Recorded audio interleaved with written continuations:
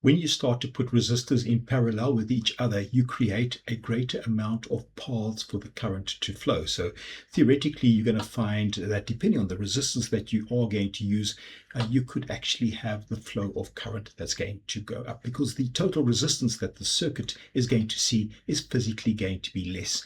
Let's go and do a couple of calculations just to prove this to you. On the screen, we have got a single resistance that can be seen by the circuit.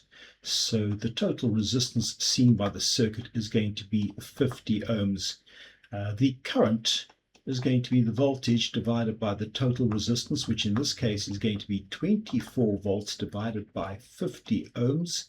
And if you go and do the calculation itself, we should get a value of 0.48 of an amp. And let's go and see whether the simulator gives us that value.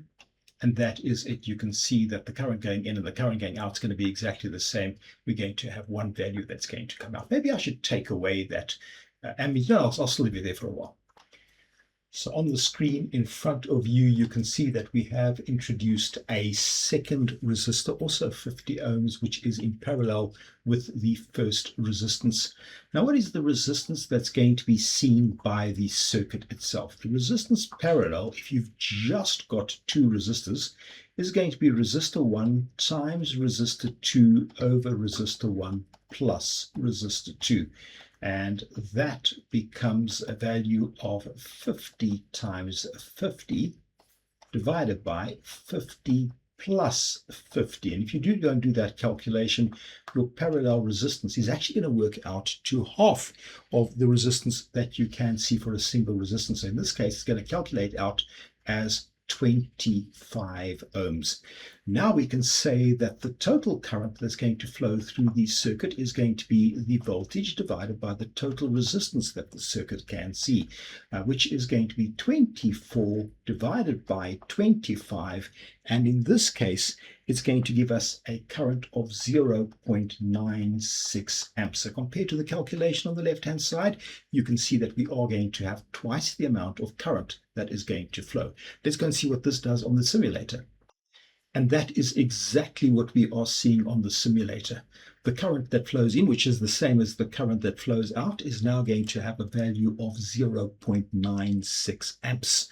So effectively, there's an extra path to take the current through it. And therefore, the total resistance that is seen by the power supply is going to be of such a nature that we can allow more current to go and flow through the circuit. Right, I am now starting to run out of space, but I'm going to do this as best as we can. Whenever you have 3 or more resistors in parallel, then there's a different equation that I'm going to go and use. I'm going to say that 1 over resistance parallel is equal to 1 over resistance 1 plus 1 over resistance 2 plus 1 over resistance 3. And if you had more resistances than that, then plus resist 1 over resistor 4 plus 1 over resistor 5.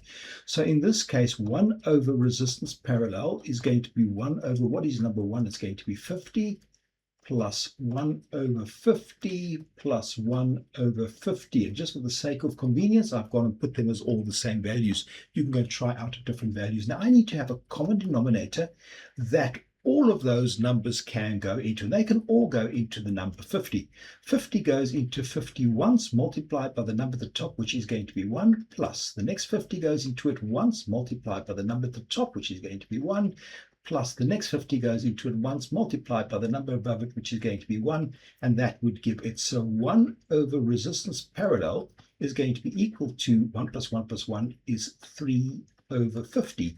And therefore we can say that resistance parallel is going to be the inverse of that, which is going to be 50 divided by 3, and 50 divided by 3 is going to give me 16.67 ohms.